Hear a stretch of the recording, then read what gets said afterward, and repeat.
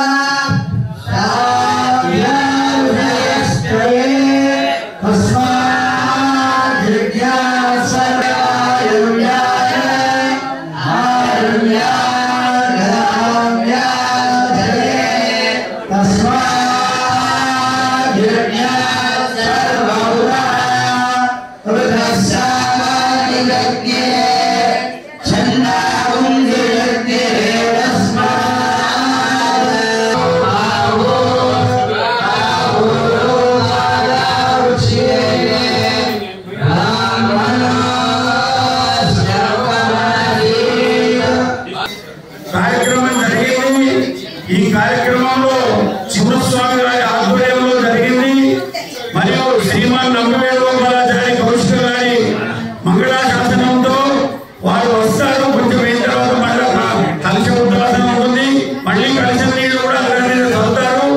అందుకోసం ఇప్పుడు 108 కలశాలతో స్వామివారికి అభిషేక కార్యక్రమం జరిగింది. ఎంతో సంబరంగా, ఎంతో ఉత్సాహంగా, ఇంతమంది వచ్చిందో కర్రల పండుగగా ఆ స్వామివారికి అభిషేకం జరిగింది. ఆ స్వామివారి అభిషేకం తిలకించకుండా మీ దగ్గరికి పసుపు వస్తుంది.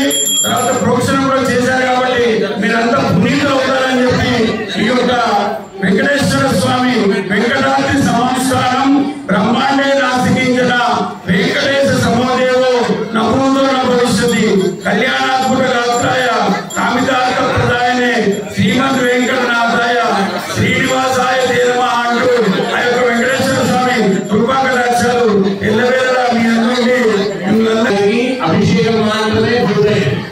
ఇంకా చేయాల్సింది ఏముంది? అలంకారం ఉంది. ఎందుకంటే అలంకారం ప్రియ విష్ణు అభిషేక ప్రియ శివ అనే శాస్త్రం. అంటే విష్ణుమూర్తికి ఎంత అలంకారం చేసినా ఏదో ఒకటి తక్కువ. అలాగే శివునికి ఎంత అభిషేకం చేసినా ఇంకా చేయాలి అనిపిస్తుంది. మరి అభిషేకాన్ని పూర్తి చేసుకున్నాం. మరి స్వామికి అలంకారం చేయాలి. అందులో భాగంగా ముఖ్యమైనటువంటి ఘట్టం ఒకటి ఉంది.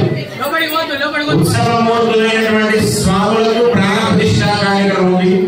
ఆ తర్వాత మహాపూర్ణాహుతి కార్యక్రమం ఉంది. 3 రోజులుగా చేస్తున్న మా మూలమంత్ర హవనం చేయడం, ఆ హవనం యొక్క శక్తిని భగవంతునికి సమర్పించి ఆ తర్వాత మనందరం కూడా ధారణ చేసినటువంటి ఘట్టం ఉంది. ఆ తర్వాత స్వామివారికి కుంభ ఉద్వాసన ప్రధాన కలశ స్థాపన చేసిన కుంభ ఉద్వాసన చేసి మరలా ప్రోక్షణ చేసి మొట్టమొదటి శాంతి కళ్యాణాన్ని భగవంతునికి ఆ ప్రాణ ప్రతిష్ఠ జరిగినటువంటి లోహమయ మూర్తులకు ఆ శాంతి కళ్యాణాన్ని చేసినటువంటి ఘట్టం ఉంది. కాబట్టి అందరూ కూడా సావధానంగా సామచిత్తంగా ప్రతిరోజు ఎన్నో పనులు ఉంటాయి. పొద్దున లేచినప్పటి నుంచి రాత్రి పడుకునేదాకా ఏదో తింటుంటాం, తిరుగుతుంటాం, ముచ్చట్లు పెడుతుంటాం, ఏదో రకంగా చేస్తాం. కానీ కార్తీక మాసంలో ఏకాదశి రోజు, అందులో శనివారం ఉత్తర 12 నక్షత్రాల రోజున స్వామివారికి విశేషమైనటువంటి కార్యక్రమం జరుగుతుంది. అందులో పెద్దలు కూడా వేడి చేసేటువంటి అవకాశం ఉంది. కాబట్టి సాధారణంగా ఈ ఒక్క రోజు భగవంతుడికి మనం ఈ యొక్క పూట ఓకే ప్రదక్షిణ పూర్వకంగా పసుపును తీసుకొని మళ్ళీ వచ్చి మీ స్నానాలలో కూర్చుంటా అంటే స్వామి ఇస్తారు. తద్వారా మనం తీసుకునేటువంటి ప్రయత్నం చేయొచ్చు. మళ్ళీ అక్కడ జరిగేటువంటి హోమ కార్యక్రమాలు